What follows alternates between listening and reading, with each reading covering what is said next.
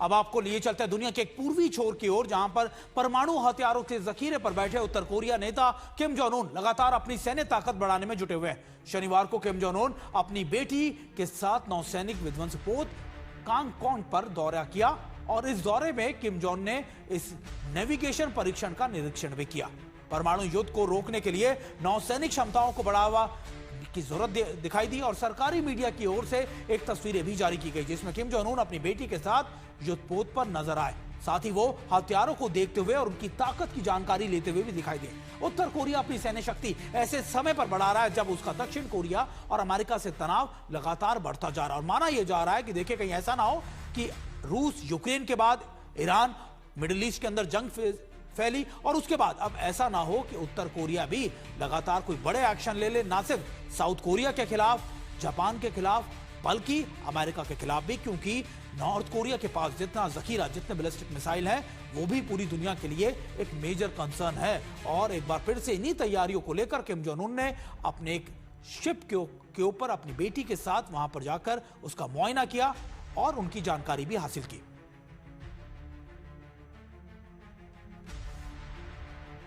Shiva's sir, हम तो एक जंग की बात करते हैं, एक जंग की बात करते हैं, दूसरी जंग शुरू हो जाती है, दूसरी जंग के बाद अब नॉर्थ कोरिया, क्योंकि नॉर्थ कोरिया तो ऐसा देश है जो ना तो अमेरिका की मानता है ना किसी देश की मानता है, तो ऐसे में उसको कंट्रोल कर पाना कितना मुश्किल होगा, क्योंकि देखिए किम जोंग उन तो लगातार अपनी न्यूक्लियर पावर बढ़ाने में लगे हुए हैं।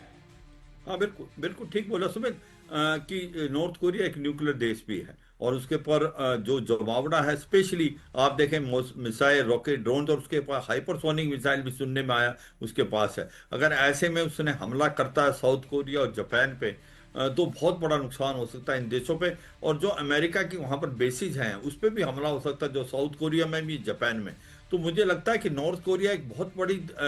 सिरदर्द बन सकता है अमेरिका के लिए आने वाले समय में। और ज्यादातर इसकी खबरें पता नहीं कि नॉर्थ कोरिया की कितनी काबिलियत और क्षमता है, क्योंकि इसने धीरे धीरे अपनी जो इंडस्ट्रियल मिलिट्री कॉम्प्लेक्स है उसको बहुत ज्यादा एक आप कह सकते हैं ताकतवर बना लिया है। उसको बहुत ज्यादा मदद मिली है मिलिट्रीली, चीन से भी और रूस से भी। आज वो चुपचाप अपना काम कर रहा है और कल को लड़ाई हो जाती है तो आप देखें कि नॉर्थ कोरिया की पावर ईरान से भी ज्यादा मिलेगी, क्योंकि नॉर्थ कोरिया एक न्यूक्लियर देश के साथ साथ मिसाइल और रॉकेट्स का बहुत भंडार है उसके पास, और क्योंकि बॉर्डर मिलता है, साउथ कोरिया और जापान नजदीक हैं, तो बहुत ज्यादा क्षति पहुंचा सकता है और अमेरिका की जो बेसिस है उनको भी वो टारगेट कर सकता है। बिल्कुल। गिरीश सर, एक बात बताइए, क्योंकि देखिए किसी भी देश को आका जाता है उसके सैन्य क्षमताओं के साथ, उसके एक्सपीरियंस के साथ, उसके टेक्टिकल आप कह सकते हैं कि उसके वेपन्स के साथ। अभी हमने देखा कि रूस के साथ जब यूक्रेन की जंग चल रही है तो कुर्स को छुड़ाने के लिए नॉर्थ कोरिया ने अपने सैनिक भेजे,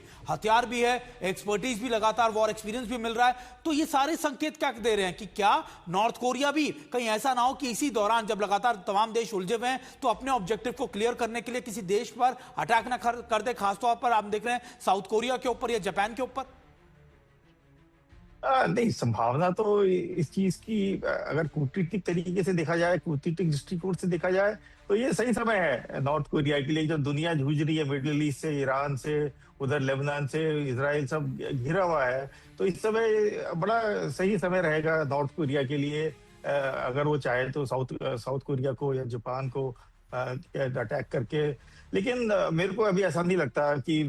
नॉर्थ कोरिया ऐसा करेगा, क्योंकि नॉर्थ कोरिया का कोई ऐसा टेरिटोरियल एम्बिशन नहीं है कि मैं जो है जैसे रशिया का है कि मैं यूक्रेन से थोड़ा सा एरिया अपने पास ले लूं। ऐसा कोई मंसूबा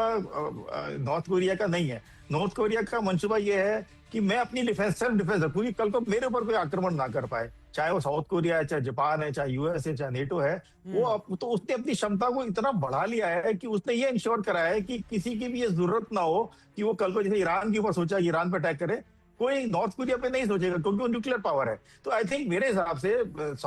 नॉर्थ कोरिया का ये अभी उद्देश्य नहीं है कि वो किसी और पे अटैक करके उसकी टेरिटरी को ले या उसे तंग करे। उसका एक सिंगल पॉइंट एजेंडा है कि मेरे को कोई परेशान ना करे, मेरे पर कोई अटैक ना करे, और उसी के लिए वो अपनी घेराबंदी, अपनी जो भी तैयारी कर रहा है उसके लिए कर रहा है। तो मेरे को नहीं लगता कि इस समय नॉर्थ कोरिया ऐसा कुछ हरकत करेगा। बिल्कुल। और सर देखिए, यही तमाम आकलन इस बात का अंदेशा दे रहे हैं कि ऐसा ना हो कि हर देश अपनी जंगी तैयारियों में जुट गया और ऐसा ना हो कि हर कोई अगर अपने ऐसे ही ऑब्जेक्टिव पूरा करने लगे तो पूरी दुनिया में कहीं एक बड़ा महायुद्ध ना छिड़ जाए।